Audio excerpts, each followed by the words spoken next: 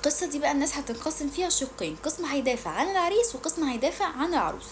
العريس بيقول كنت خاطب بنته وبعد 2 خطوبة فسخنا الخطوبة وكنت جايب دهب سنة 2023 ب60,000 جنيه، وبعد الخطوبة بسنة تقريبا واحنا بنجهز جاء ابوها تعب ودخل فجأة العمليات وجلطات في اشعاعات في حاجات كتير قوي حصلت كعبلتنا، وللاسف ما كملناش الجواز. فضلت مستني شوية لاني كنت خطبتها لمدة 2 وانا البنت مقتنع بيها وحاببها، فانا مش حابب اني افركش الخطوبة بسهولة كده. فضلت مستني الامور تتحسن، لكن عدت سنة تانية ومفيش اي حاجة حصلت. فاتكلمت مع خطيبتي وقلت لها يا بنت الناس انا مش هقدر استنى اكتر من كده، لو مفيش جواز خلال 4 شهور يبقى كل واحد يروح لحاله.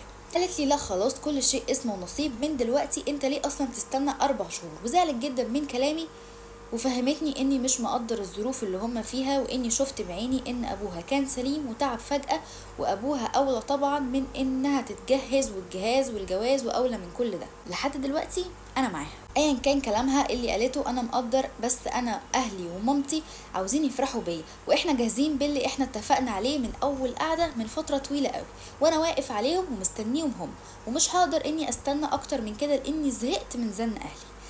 احيانا اهل العريس او اهل العروسه والله احيانا ساعات بيبقوا هم سبب الضغط وسبب الفشكله اصلا في بعض الجوازات. الزن على الودان امر من السحر، من كتر ما هم بيضغطوا على البني ادم بيبقى البني ادم خلاص كره الجوازه وكره العروسه وكره نفسه اساسا. قلت لها خلاص اديني شبكتي وربنا يعوض عليا في الحاجات اللي انا جبتها لك ويعوض عليكي بشخص احسن مني كمان. فجأني بعد ما خدت الشبكه اكتشفت ان في انسيال وخاتم اتباعوا من الشبكه. هنا بقى بدأنا التخفيلات وهبدأ اخد صفك.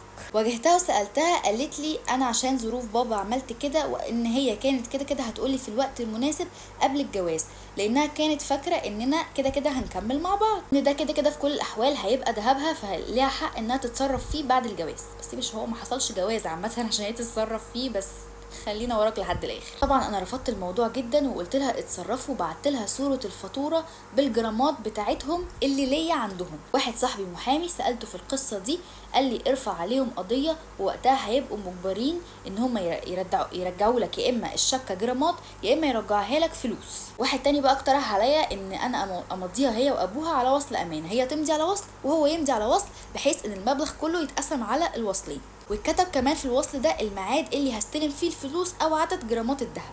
انت هتكتب في الوصل جرامات ذهب ولا هتكتب فلوس؟ ما هي تكتب حاجه من الاتنين. انا بقى دلوقتي مش عارف ايه الحل، هل انا اعمل كده وهو ده الصح واوديهم على وصلات، ولا الجا بقى للقضايا واحبسهم بالمفروض بالفاتوره اللي معاهم؟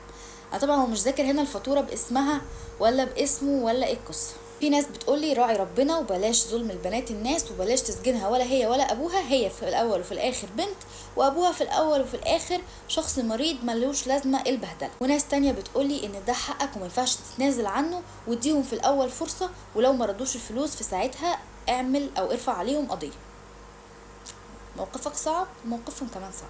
هو ذاكر هنا كمان ان الاراء دي كلها مش اراء حد من اهله، لان هو لحد دلوقتي ما بلغش اهله اصلا بالقصه دي، لان هو خايف يبلغ حد من اهله يبداوا ياخدوا اجراء قانوني بره عنه، فهو عايز ياخد قرار في الموضوع قبل ما يدخل اهله، لان هو خايف من الشوشره والمحاكم والفضايح وكده. طيب صاحب القصه عايز راي الناس، انا مش هقول رايي الشخصي لان وارد لو قلت رايي الشخصي يعني في ناس اصلا من اللي بيتفرجوا عليا هيزعلوا مني. من قبل ما احكي القصه انا واثقه ان القصه دي ناس هتنقسم فيها شقين، زي بالظبط الناس اللي هو اخد ارائهم، ناس قالت لا حرام ما تسجنهاش وما تسجنش ابوها، وناس قالت لا انت ده حقك، وهو في كل الاحوال ده حقه. اما قصه انت المفروض تعمل ايه دي بقى انا هسيب الناس ترد عليك. وارد ان في حد يقترح عليك اقتراح هو مش في دماغك اصلا، ان الشخص اللي بيكون في المشكله هو بيبقى دماغه واقفه ومش عارف اصلا يفكر، ممكن يكون في حل يتعمل بس هو مش جاي في ذهنك لمجرد ان انت الشخص اللي محطوط في المشكله. فاتمنى الناس ترد عليه لو في اي فكره ممكن يعملها بحيث ان يكون ولا في ضرر ولا في ضرار، ولكن رجاء ان انت ما تبلغش اهلك دلوقتي بالقصه دي لحد ما تقرر انت هتعمل ايه، لان انت وارد برضو ما هتتحط تحت ضغط من اهلك من حيث الزن وهي عملت وهي سوت، تتصرف معاها تصرف مش حلو، تسجنها توديها في داهيه. خلي اهلك دلوقتي على جنب لحد ما تقرر انت هتعمل ايه. اول ما تقرر انت هتعمل ايه، سواء بقى هتعمل قضيه او هتكتب وثيقه امانه، ساعتها بلغ اهلك بكل حاجه. بس كده، دي كانت قصه شاب خاطب. لو عندكم قصص مشابهه ليها ابعتوها لي احكيها عشان نتعلم من بعض.